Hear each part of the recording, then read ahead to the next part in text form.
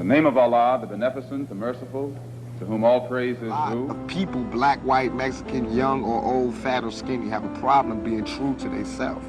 They have a problem looking in the mirror and looking directly into their own souls. The reason I sell 6 million records, the reason I could go to jail. Malcolm X once said, "Stumbling is not falling."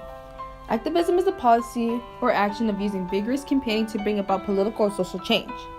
There have been many examples of activism throughout American history. Some historically famous activists, for example, Rosa Parks, Martin Luther King, Gandhi, Emma Gonzalez, and Malcolm X, and etc., fought for what they believed in and what they thought was just. In the book The Hate You Give by Anthony Thomas, you see how activism can impact the change.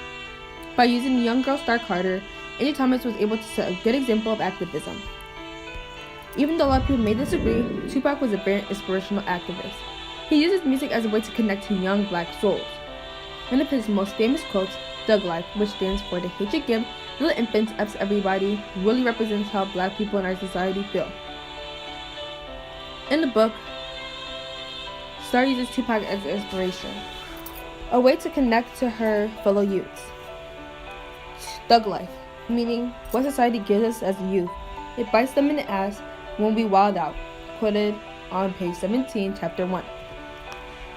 Since the 1960s, during the civil rights movement, black activists started to take over and speak out.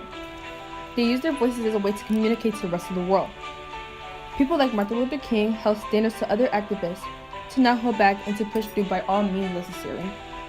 One of Martin Luther King's most famous quotes were, "Our lives begin to end the day we become silent about the things that matter." Activism is a great way to get your point across, to fight and speak out for what you believe in. Throughout history, it's been one of the only effective ways to create change. So go out there and speak out for change. Because if you don't, who will?